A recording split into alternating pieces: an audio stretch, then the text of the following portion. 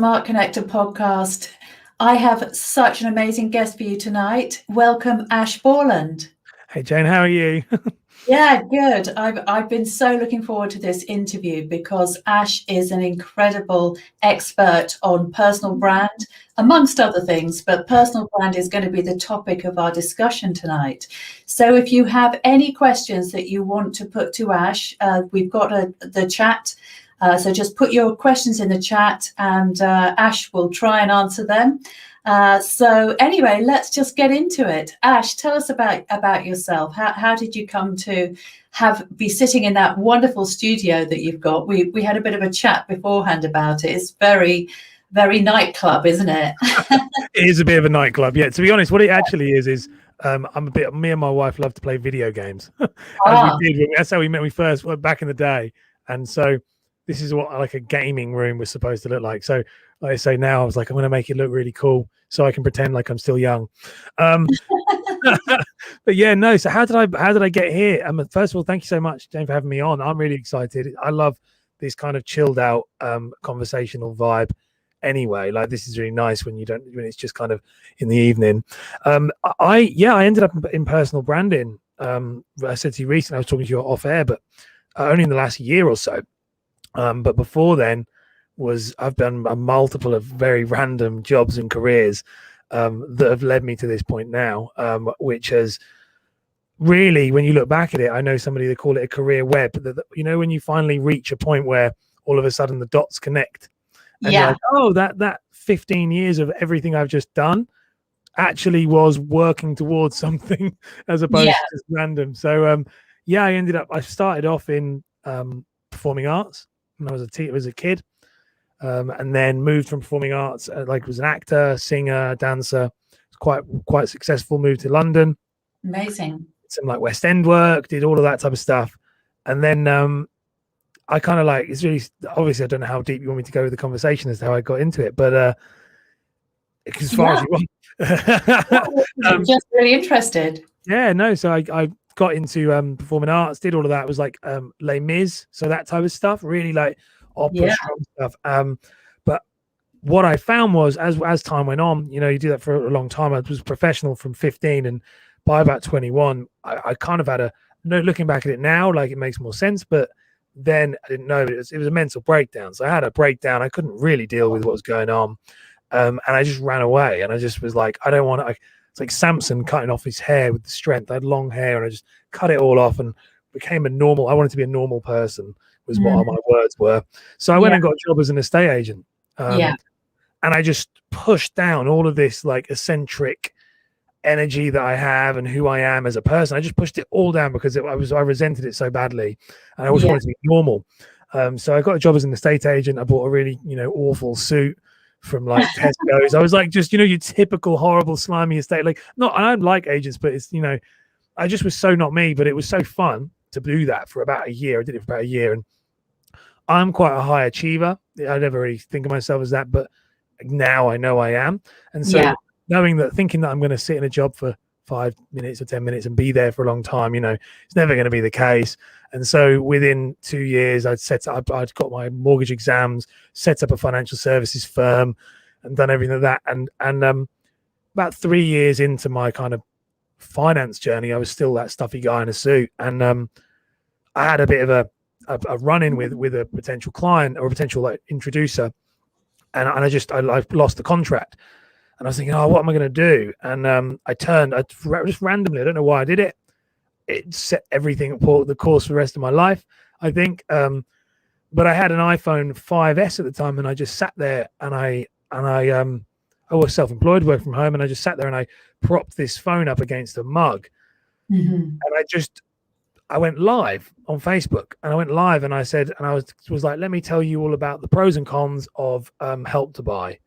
I was just stuff that people ask me all the time. I just started talking, and then I did it every day, and it grew and it grew and it grew. And it turned out that I ended up being one of the first ever like financial advisors to do video content, and it just skyrocketed.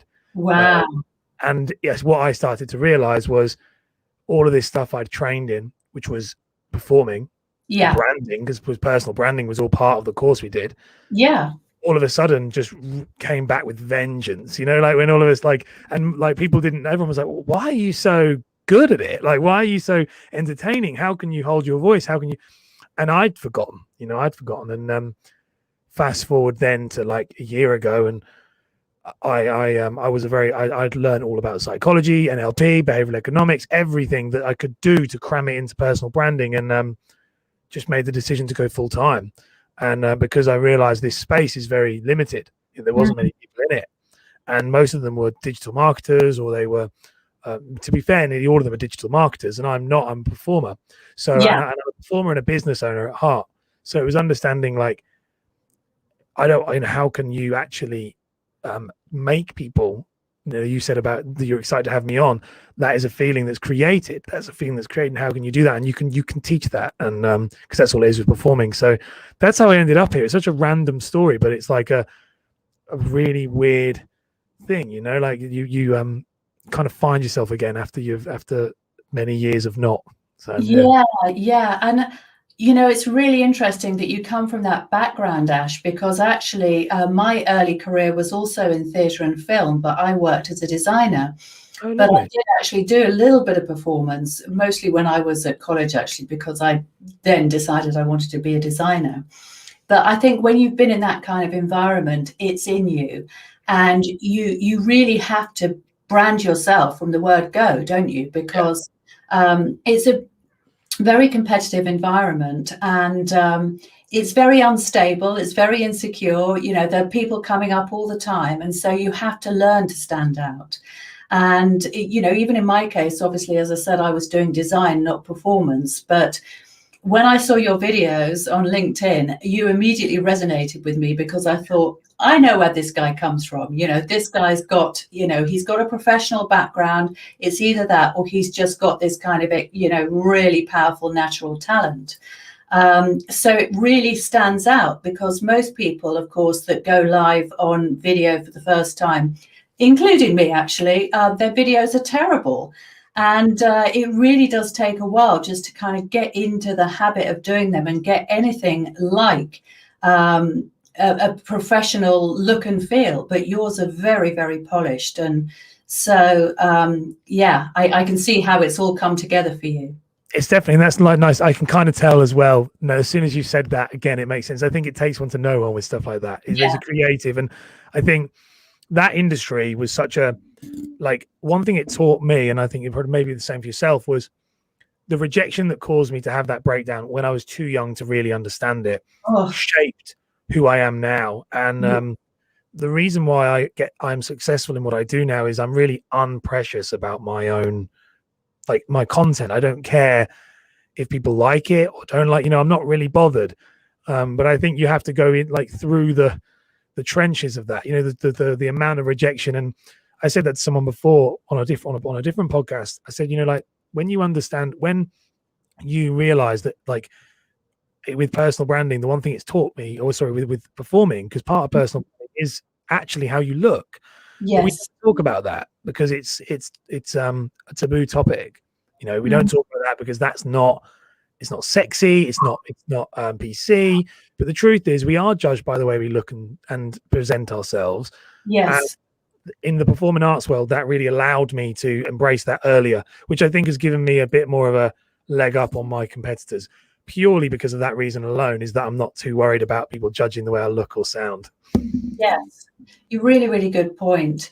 And I actually ran a design agency. So I spent 6 years with people looking at me from head to toe and actually seeing, if I didn't wear designer clothes, they would notice straight away. Yeah. So they would literally look me up and down, have a look at everything, the shoes, the jewelry, trying to kind of assess, well, how successful is this person? And how can I tell from all these accessories and the clothes? And, oh, wow, that is such a pressure.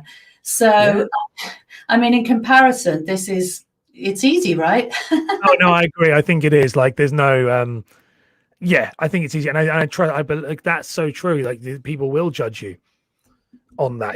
Can you hear me, by the way? Is it okay, or is it a bit quiet? I can. I'm just trying to sort my mic out. I've got myself in an awkward angle.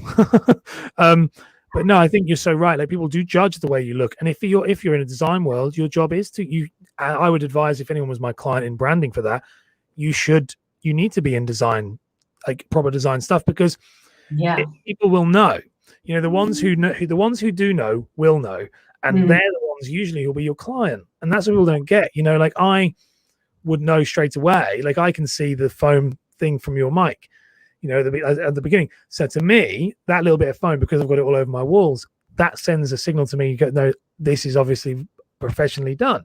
And that's the way you know, there's these little things, that these triggers. So it does matter. It really does matter. But we're trained not to talk about, or we're told not to talk about that. I remember getting in a heated debate on LinkedIn about someone saying, someone said, would it make a difference? Would your decision on somebody be judged by if they had a Mac or a PC laptop? And everyone said, it's not about that, it's about the work. And I obviously weighed down. I was like, actually, I'd hate to tell you this, but from a behavioral psychology point of view, the laptop has more impact than you realize. Because it's what it represents. And if I'm a Mac user and you're a Mac user, I'm going to automatically be slightly more attuned to you and slightly more warm to you, as opposed to someone who potentially comes in with a non-Mac user. Yes. And I think we don't talk about it but it's just human nature.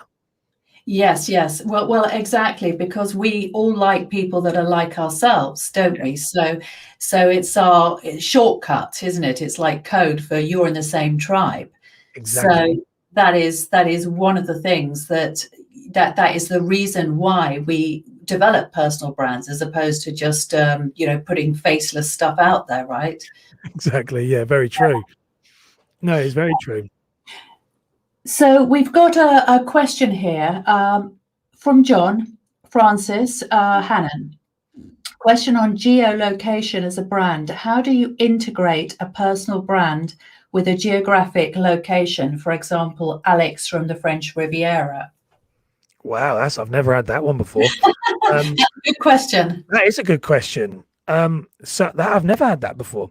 So let me get my head around it, trying to understand the question. So you're saying that how are you, like, getting yourself known as like Alex from that specific place? Is that what he's saying? So that you're yeah. How do you integrate? I think he's saying, if you want to associate yourself with a certain location, for example, obviously the French Riviera is aspirational, isn't it? It's upmarket. It can be part of your personal brand that you come from that part of the world. Yes. There are certain associations with the Riviera, aren't there? And I guess that's what he's saying. Okay, I've got it now. Yeah, okay, yeah. So it's like anything. I think I'm going to try and take it from two different ways where I would go with it. So it's like anything. It's just got to be interwoven. They're the word. Interwoven into your. A personal brand is made up of 5 areas, and one of those areas is a story, and that story you need that geolocation, the actual location, to be interwoven into that story. And if you do that, then it'll be reflected in every single thing you do through that story. Now it makes sense, John, because I'm looking at it, because actually when I was a performer, I massively dug deep into, I was living in London, but I'm from Cambridge. And I became Ash from Cambridge because I was using that as part of my thing, because it was posh, and it was one of those where, oh, he's the only one from Cambridge. How I did that, and it's so silly, but it's so true. Like, when I look back at it, I did, because I knew that would make me stand out, because people would go, oh, do you know so and so? He's from Cambridge as well. It was but how you do it is you just intertwine it into everything you do. I don't think I wouldn't say it's something that I massively would. I think there's other things you could probably focus on. It all depends, it all depends. But that kind of geolocation is, I think that's stuff that we don't really have much control over, because it's a bit like what country you're from. My wife is Cypriot, so she's always the Cypriot. So I think that will be a similar thing. I think it's more about your story as to what your connection is with the French Riviera. If you don't have a connection with it, but you want to, then you're going to have to do it'd be a lot of work, I can imagine, to change. So do you have a food story or a yacht story or a rosé wine story? I mean, I've spent quite a lot of time in the south of France, and all of those things I associate with the French Riviera. So I think it's all about the detail, isn't it, as opposed to necessarily just a broader geographical location. Yeah, it's exactly what you're saying about, going into the designers. It's the same thing with, like, as you're saying there before, the people who would know that, you have to use the subtle cues of it. You have to use those things of, I know, like as you said, then if you're in the south of France, you would know that it's all these other things that scream the French Riviera when I'm not there. Like my father-in-law is literally like, you can't get more Greek than my father-in-law. Everything, he could be in the middle of England and he screams Greek in the way he looks, the way he dresses, the way he sounds, everything he uses. So I think it is, as you said, it's probably more what you use when you're not in the French Riviera. It's probably quite expensive though, if you have to do that. Imagine all the fancy wine and all that stuff. Yeah, fancy wine on the beach. Oh, those were the days.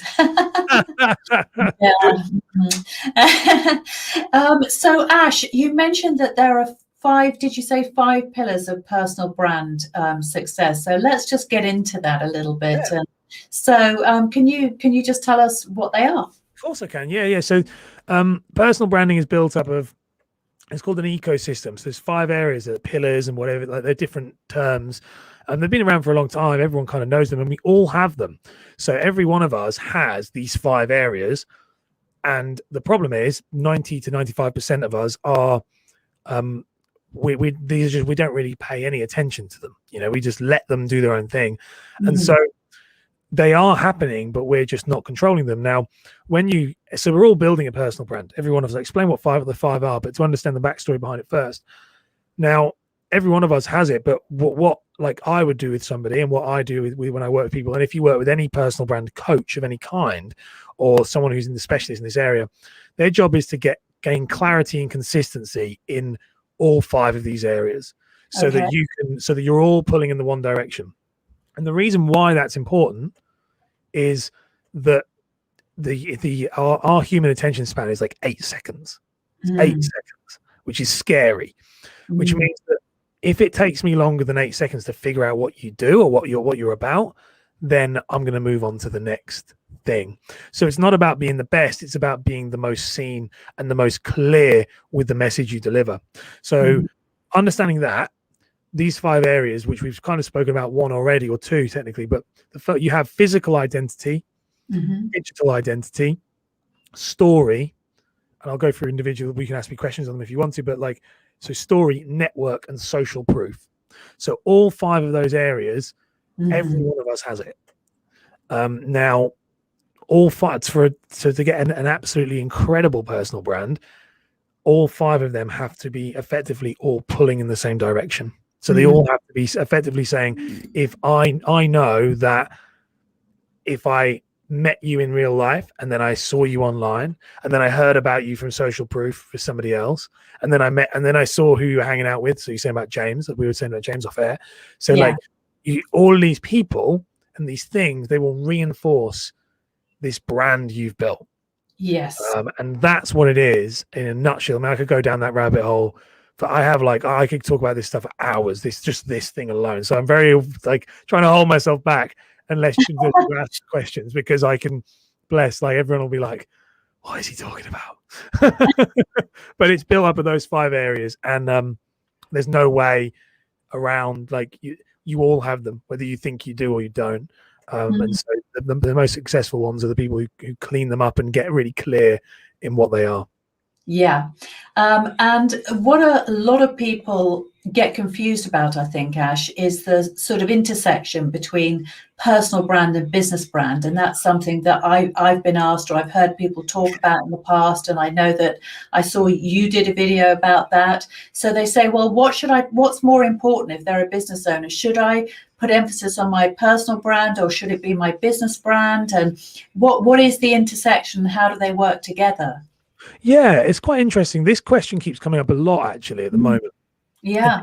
As personal branding is becoming more and more popular, I think more and more people are asking it because 2 years ago, no one even thought about it. It seems to be quite popular now. So it's a really funny question. As it's a funny one to answer. Sorry. So it's a brand is a brand. You know what I mean? Like the term personal brand is just applying it to a person. That's all. We're just applying it to a person. And then you can get even deeper down that rabbit hole to say there's a personal brand as a person, and then there's a personal brand as making a corporate entity or a business feel personal. So things like compare the market, the meerkats and all of that stuff. I mean, the old serials are the best ones because they're all cartoons like Tony the Tiger and stuff. They're like creating personal brands. They're creating a face to a brand.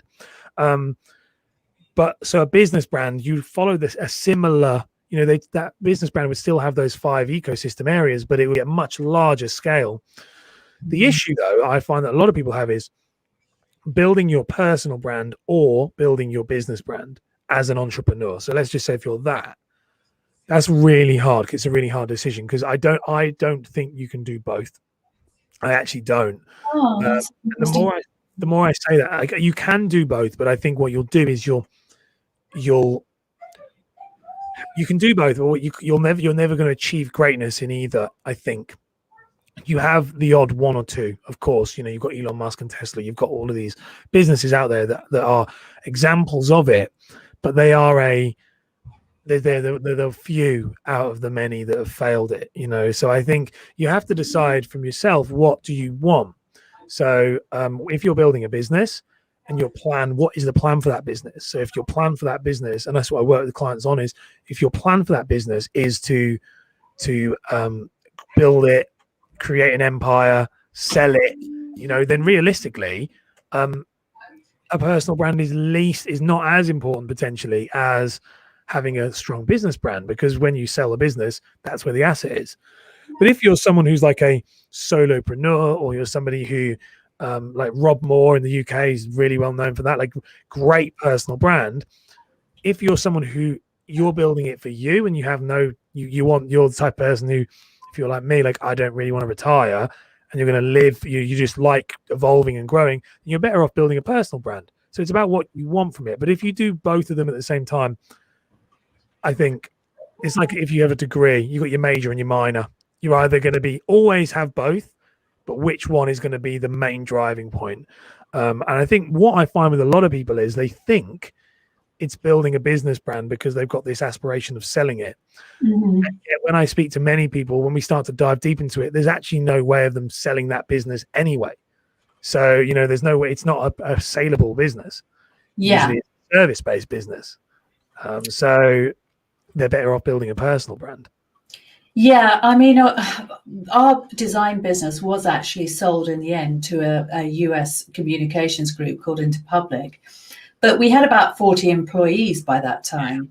So I think, early stage businesses, inevitably, they are going to be built around the founder. And so I think the personal brand comes first these days anyway.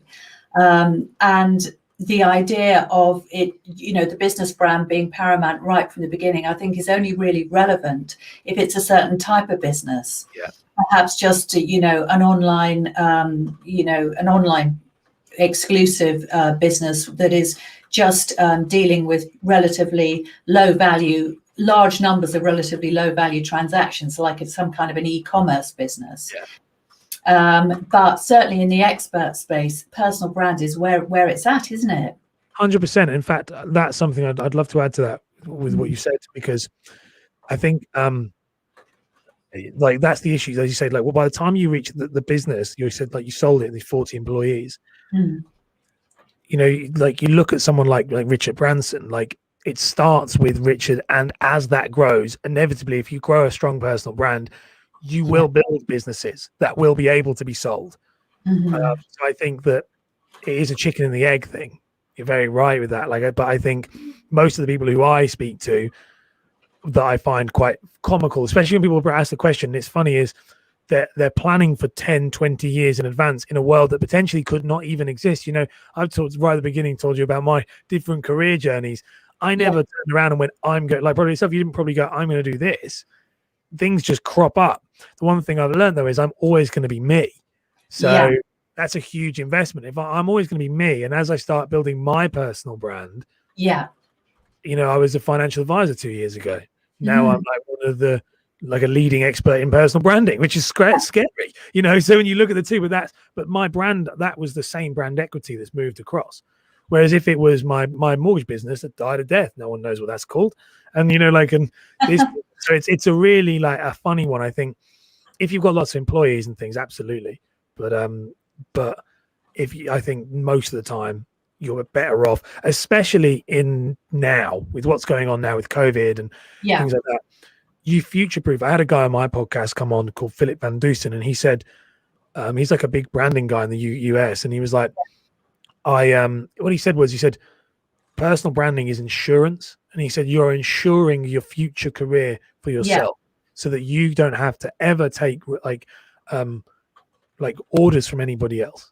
And he said, and I think in a time right now with COVID and everything that's happened, the people who had strong personal brands, they're the people who are being employed. If you're in the employed world still, or they're the people getting hired. So I think everyone should. I would say that, but I think everyone should have a personal brand. Yeah, and actually, I know Rob Moore quite well. In fact, he was on my podcast not so long ago, and I was on his marketing mastermind. Well, in fact, I'm still on it. He's great. I think Rob's brilliant.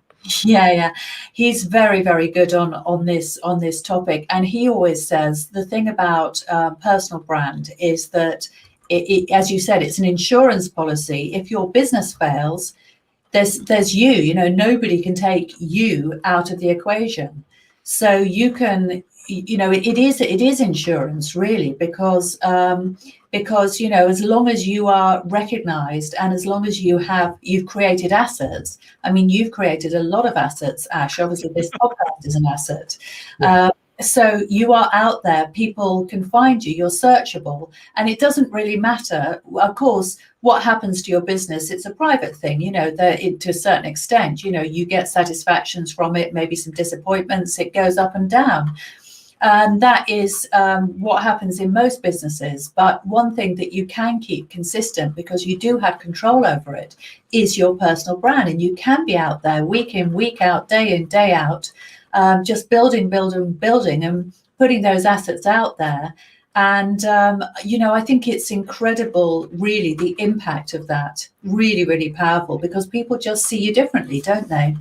Absolutely. And we keep talking about Rob, on here. So I'm a big fan of Rob's. I think Rob is great at what he does. We've got some mutual friends, and I think he's a great guy because he's a very good example of a personal brand close to home. I think we always look at the English, the Americans, and that's why I like to bring him up if I can, because I think he's a glowing example of it.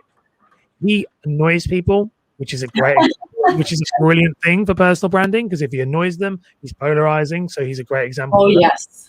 Hugely polarizing. He's an individual. He's eccentric.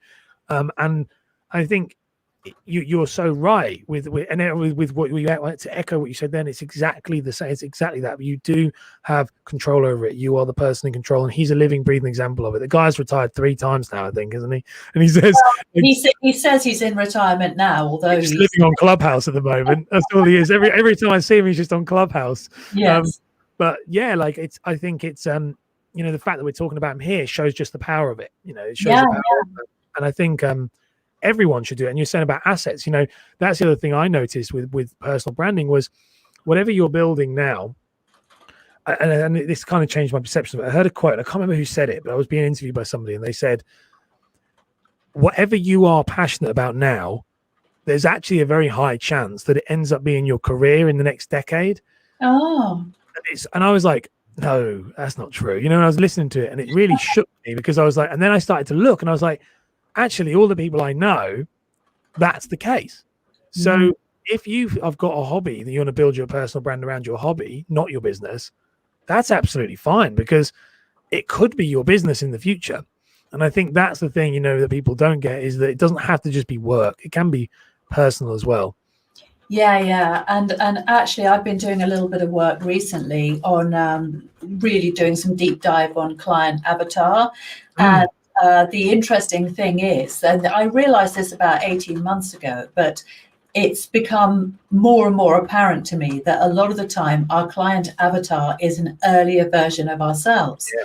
So we kind of evolve into the person that, first of all, we have the problem, we have the issue, we have the interest and the passion, and then we become seekers.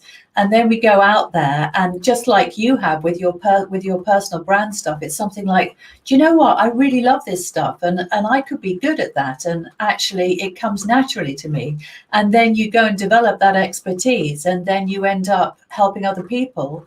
And that is very typical, isn't it?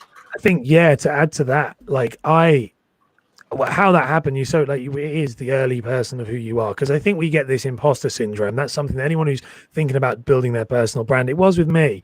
You know, my mentor is a guy called Mark Taccio. So Mark is a behavioral economist. He's a doctor in behavioral economics, and he's an amazing man. He's not well known or anything like that, but he's just an amazing man and super intelligent. And I was like, I need to understand the brain in order to understand branding. Mm-hmm. When I met him for the first time, I went to his house, and he was the first person to give me that impetus. You talk about like that kind of feeling of like who your client avatar is and stuff. And I was chatting to him. He heard me on a podcast, and he said, "Can you come round to my house and I'll talk you through it?" So I was like, "Yeah, sure." And I remember sitting with him, and I was talking through my mortgage stuff, his video stuff for mortgages, and he turned around and said, "Why are you not?" He's a big consultant. He said, "Why are you not doing this? Why is this not your full-time job?" I'd gone into everything about the psychology of branding, everything. He was like, "Ash," he said, "I paid people thousands and thousands and thousands of pounds that know less than what you've just told me." And I was like, no. I said, I'm just a financial advisor, Mark. I was like, I'm just a financial advisor. Like, I don't. And he was like, really, and it's been his joke all the way through. And it really wound me up, actually. I was like, who are you to tell me that I'm not? But what I found was, and it was him that kind of freed that, was once I started, and this again, Philip Van Dusen echoed this as well, was what he said, go out and just talk about what you know. And this is what Mark said as well. He said, go out and talk about what you know. He said, and see if people are interested. He was like, but just talk about it. He said, because you told all this stuff you told me, like I would listen to that over and over again. Yeah. And you do. And every day I just set a goal to myself. I'm going to make a video every day. Mm-hmm. That was like just 1 minute. Yes. 1 minute video every day. And that wasn't for people. That was actually for me to just go, what do I know? It's like a manifesto. I was like, well, actually, what do I actually know? I know that I know a lot, but do I know a lot? And what happened was I didn't break it. I kept going for like nearly a year. You know, you sit and you go, yeah. Well, I know a lot then. And you'll be everyone in this, in anyone who's watching this and who's listening to this, you'll be shocked by what you know. And also what you don't have to then know it. You can go and research it and then give it back. All you have to do is know more than the person who has employed you or is following you. Yeah. Every one of us, we say about Rob will have mentors. I have mentors. Yeah. Like, you know, my mentor, my mentees will have mentor people. It's the same thing. And I think we have this idea that someone has to know it all. And they don't. They just have to know more, as you said, the avatar, the person just a little bit before you, where you were. Yeah, and really our job is to be curators of that knowledge for other people, isn't it? Because it's true, it is all out there. Anything that you want to find out about, anything I want to find out about, it's that there we are. We just go on Google, really, don't we? And it's all there. But the choices are overwhelming for people. And if they needed some direction, I mean, for example, in something like personal brand, you really wouldn't find all the answers on Google. You would just get overwhelmed. And it's people need people to lead and show them the way, don't they? Yeah, I think that's exactly it. It's curation. That's a really beautiful way of putting it. I've never really heard it that way, but it's very true. Is that like my overwhelming thing when I first jumped on was just how many, when I started Google personal branding, I didn't even know it was called that at the time. You know, it was very, but like, that's that when you can be overwhelmed. There's an abundance of information, and so I create I've got my own method, which is called the mastery method, which is the bits I've curated and gone, this yields results. And I think that's the thing that that's our job as people, as you say, as coaches, anyone who is doing this. It's the information is not what we sell, it is the curated version of it. Yeah.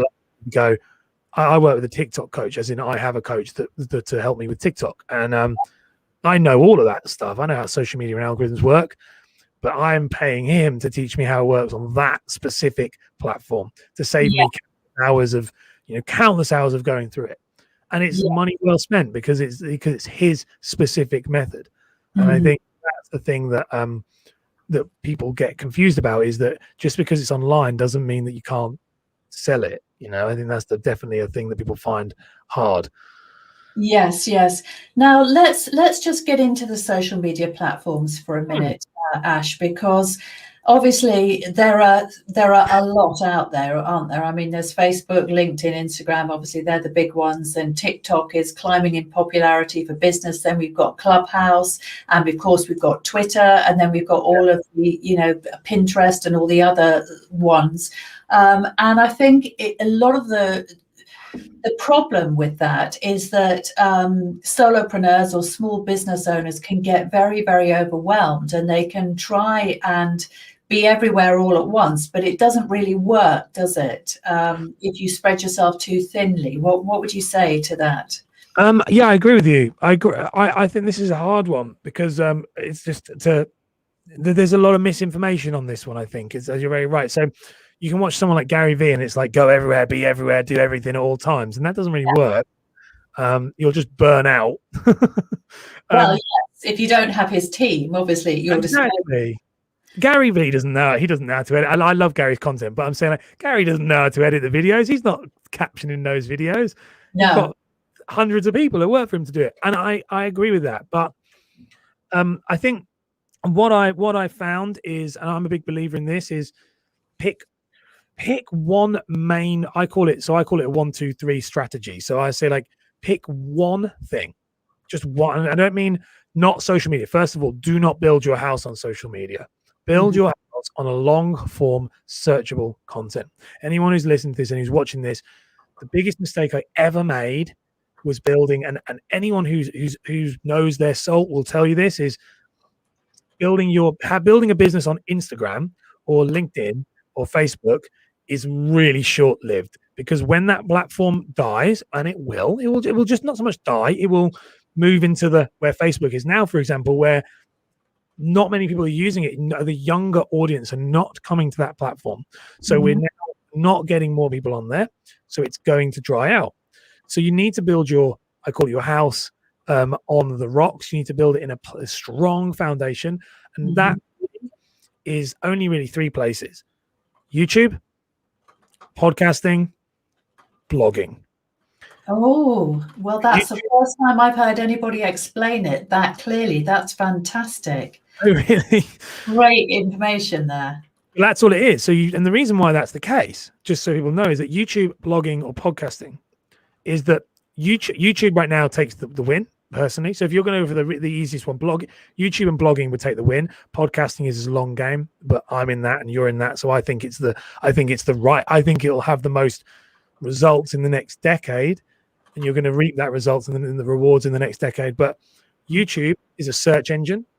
So what I say to this with people is, if you put a video on Facebook, it goes onto Facebook and then it goes and it's gone. And then what? Then you have to go, okay, well, I'm going to post another one. Whereas actually you've spent time to create that asset. That's a brand asset. Yeah. So put that on YouTube, use some software, like really cheap software like TubeBuddy, to be able to search engine optimize it. It's very easy. Once you know how to do it, it's not very expensive. Search engine optimize it, chuck it onto YouTube and leave it. Because you don't know that question you might get 10 views on that video, but in 7, 8 years, 9 years time, there might be that one guy. All of a sudden, it just becomes super, super important, and you might generate business from that question. When so this is what people don't get with social, and then all you do is use your social media, and you can use all of them then, because this is when you can be on all of them. Use them as distribution tools. So in other words, just a small clip of whatever it is your main thing is. Yeah. And I go live on LinkedIn every day. And as I know that you see it, I go live on LinkedIn every day, 5 days a week. That, like, people see me everywhere. But the truth is, I only do that. That's my only thing.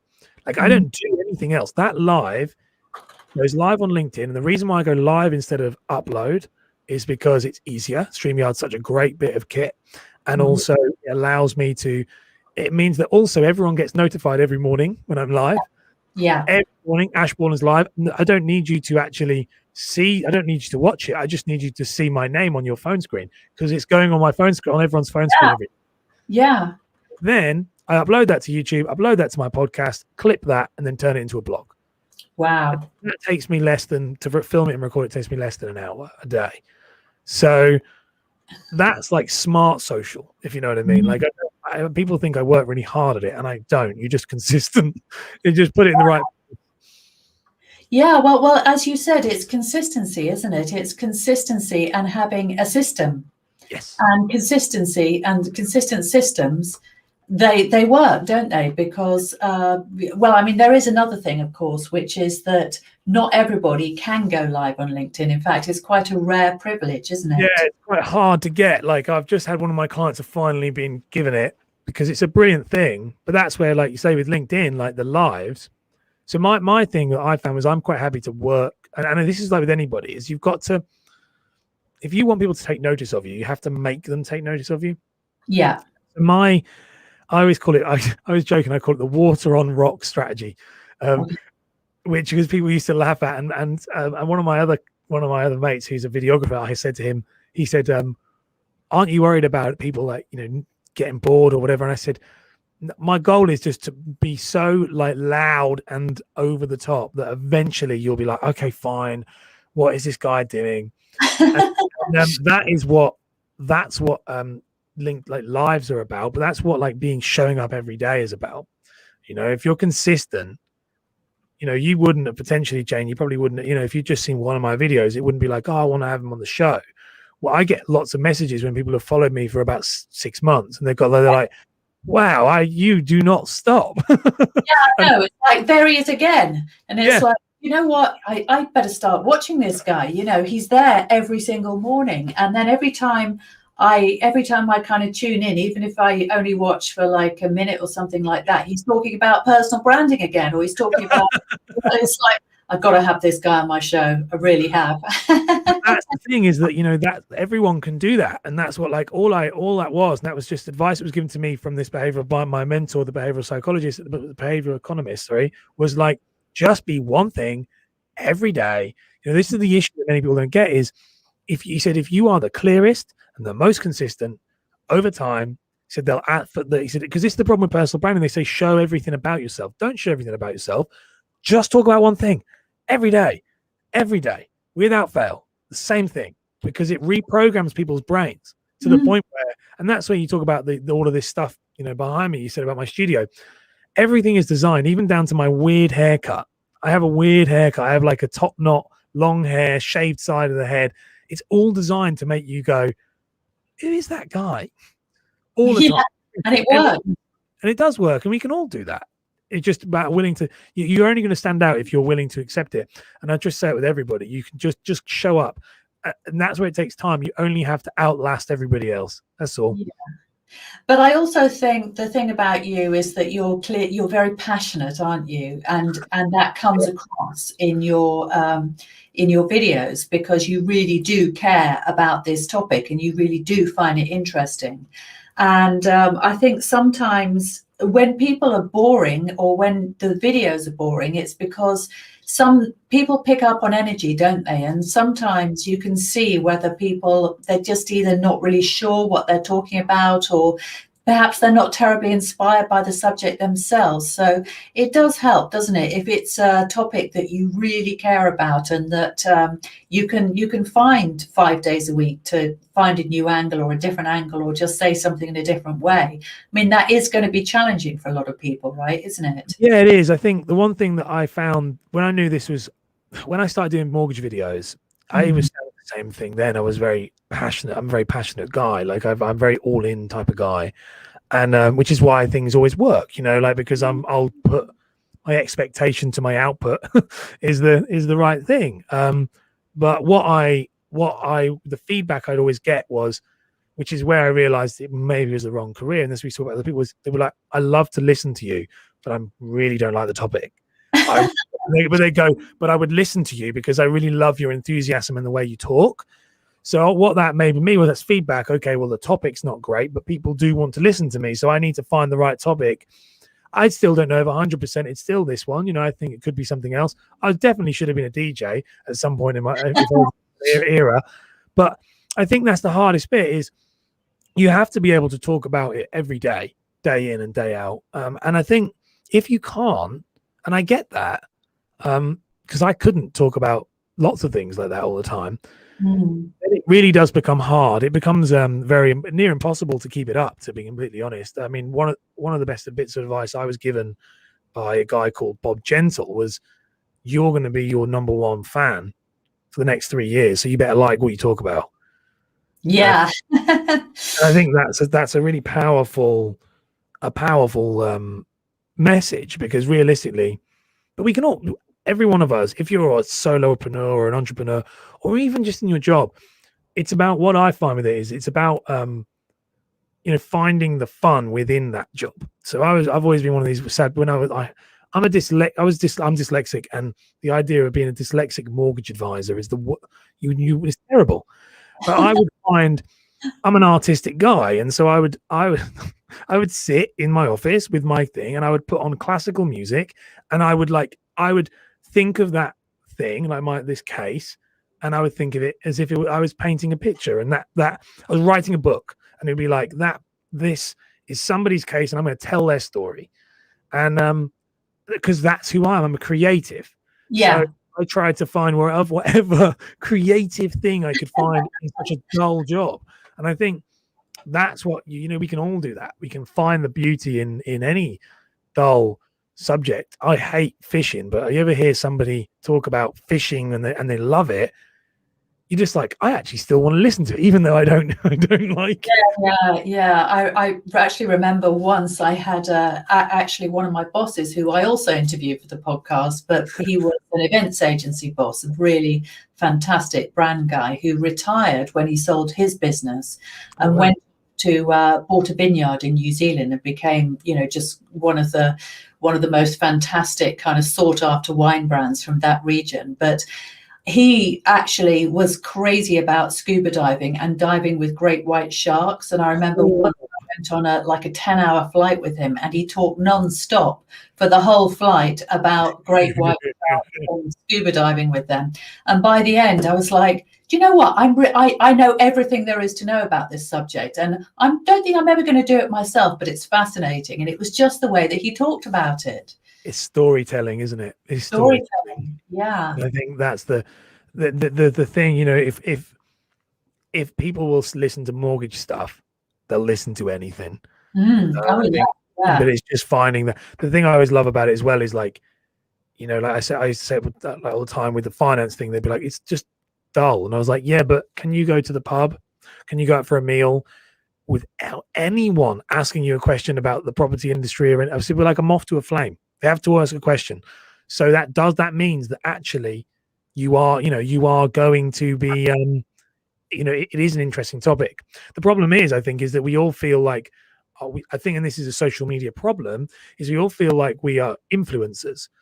And so we have to be, like big time influencers. But the truth is, like, if your topic isn't sexy, quote unquote sexy, but it's really valuable. Yeah. And people still need to hear that. It just is not going to gain a community in the same way, because it's not something you come back to all over and over again. But you still there's a place for it, definitely. Yeah, and I guess that there's a niche for everybody, isn't there? It's just about finding the right audience, and you just that's a challenge for everyone, isn't it? But it's better, as you said, to be known for one thing and to find the audience or the tribe that they're out there and they're looking for you, rather than just try and be a generalist, because it's a lot harder, isn't it, to make an impact if you're jumping about from one topic to another and going broad. It destroys credibility. Just absolutely destroys credibility. You're better to go deep into one topic. Well, it depends on what you want, but I believe if you want to build a personal brand, like a really well known in one area, go deeper into that. Brilliant. Well, we've got some more questions here. We're going geo. We've got geo, a lot of geo questions. A lot of geo questions. Again. Before we get to the next geo question, we've got Andy who says, what's your favorite brand? And what do they display as attributes that you love about them? Ooh. Now, because this is a personal brand podcast, let's start there. So who are your favorite personal brands, Ash? I have 5, but most of you guys won't know who they are. There's the best personal brand in the world, which isn't my favorite by a long shot, but it's definitely the best one. We save that one for later, but it's like the best personal brand in the world is Donald Trump, whether we love him or hate him. The guy's personal brand is so big, he ran the free world. So that's a huge example of clarity. He was clear and consistent in what he did, and so it worked. And so the power of personal brand is demonstrated by that. But yeah, who do I like? I have a few, but there are people you might not know of. But I'll give a few. So there's a great guy that I absolutely love, called in the US, called Ryan Serhant, and he was somebody who he's a real estate agent in the US. But he was one of the $1 million listing guys. He was one of the TV $1 million listings. What I loved about Ryan that resonated for me, why did I like him? I thought he was an idiot when I watched the program, and I was like, what an idiot. And then I bought his book. I was like, oh, okay, I can't help myself. And it turned out he was an ex-performer who had left the performing arts to pursue a career in real estate, which was literally like everything was like cling, cling, cling. And it was his brand that kind of gave me a blueprint of like, it's possible, because he'd taken the performing arts. And what I love about him is his brand is so authentically geeky, nerdy, but really also like, and he's multi-millionaire. You know, he's one of the most successful real estate agents in the US. Wow. Like, he's right up there. Like, he's right up there now. But watching his brand grow has been incredible, and I took a lot of influence and inspiration from his brand, so I'd highly recommend people look him up. Wait, say his name again. Ryan Serhant. Serhant. Serhant. Name. Serhant. Okay, Ryan Serhant. His book is called Sell It Like Serhant, and I was like, you know, I'm not a big sales book. It was the first sales book. My wife's an ex-ballet dancer, professional ballet dancer, so it's a similar, and she would listen to it as well. And it's the first time where it took personal, like it was like performing topics and performing training and putting it into sales. So it was the first time where I was like, this guy's speaking my language. And then I'd watched the brand, and he's incredible. And so a lot of my stuff is from that, and that's why I like it. I'm trying to think who else. There's lots, but I want to make sure I give you ones that you'd know. There's a wonderful guy in the UK called Jamie Alderton. So Jamie Alderton, he was Grenade J. I've followed him for a long time, but I think his personal brand is a great example of somebody he's not some sort of super celebrity. You know, he's an example of someone who's built a really solid foundational personal brand that has definitely guided my blueprint from a young, I've followed him for about 10 years. He's an amazing one as well. And he's a great example of, if you followed we talk about businesses, if you followed his business trajectory, he's failed loads, he's won loads, but his brand is always going up. Wow. Brand is growing, but his businesses might not be. And he's now, he does so many different things. And so he's also an incredible father, and he shows that through his content. And I think that's another thing I like. So those are the types of people, I don't really look up to like your big Elon Musks and things like that, because I think they have a team, they have a team behind them, and thousands of pounds. They're all very good, but I like to analyze really people who actually have an impact on me. We all have ones who they just made an impact when you didn't realize. So those are my two, definitely. I've got 5, but I won't go all 5. That sounds great. Location marketing. Here we go. How do you become a geolocation specific influencer, so to speak? Okay, so this geolocation thing is very important to John. So yeah. Anything more? I know why. I get why, though, John. I've just read your comment at the bottom. I understand what you mean. about like location is hugely undervalued. Right. Location marketing hugely undervalued. So Yeah. so what do you think about that, Ash? I think he's spot on. I think you're actually now I understand, it's all clicked in. I get what you mean now. Yeah, geolocation marketing is hugely undervalued. And one of the first things, if I'm chatting to somebody who's a client or a potential client or anyone who's in a workshop, like if your business warrants and can deal like location, like yeah, in your current location and not broader, you're way better off doubling down there and building your community like that. So I would say, how do you become a geolocation specificity? I can never pronounce that. Influencer. This is really interesting, actually, John, because it's actually what we did as an estate agent, because your geo's locked anyway. You can only work in a certain patch. So it's the exact same thing. This stuff happens all the time. How do you do it? You have to just become, like we said about being a very well-known person. You actually need to be a well-known person in your area. So what Facebook is probably the one to use on that. You know, LinkedIn and Instagram. If you're trying to be geo specific, LinkedIn and Instagram, realistically, I wouldn't bother with it. Facebook is going to be your best friend with geo stuff, because with location based stuff, because it's all about that. You can get into the groups, you can build a group, you can get into the local groups, and also you need to be very much the community guy or girl. There's the person who supports that community, invests in that community. It's an entirely different strategy, I think, than it's not. It's the same strategy, but it's actually easier. But everyone's overlooking it because it's not sexy. So they're like, oh, I want to be a global influencer. But the truth is, if you build it locally, you have such a bigger impact, and then it will overspill naturally. So I think the way to do it is you have to think local, get on the business, support local businesses, be involved with local businesses. Don't be out. It's quite hard with COVID right now, but then actually in some ways it could be quite easy because people need to connect more now in the local area than ever before.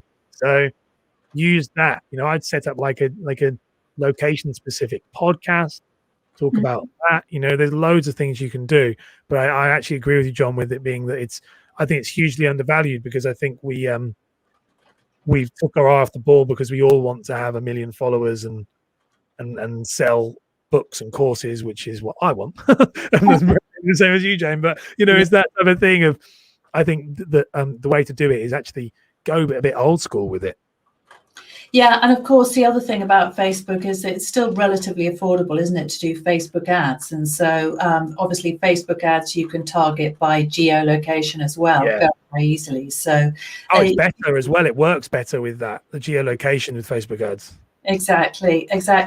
So before we go, Ash, I just want to know, what kind of products do you have? Do you have a course? Do you work with people one-to-one? I mean, how do you actually deliver your services? Yeah, sure. So currently I have so my main thing is my podcast and my YouTube channel. So I'm a big believer in, if anyone wants to come and work with me, consume some of that content first, because there's a ton of value in there that will help you if before we ever get past that thing. So I'm a big advocate of, when people go, I want to work with you, and I'm like, yeah, just watch that first, because it might answer some more questions and it might save you some money.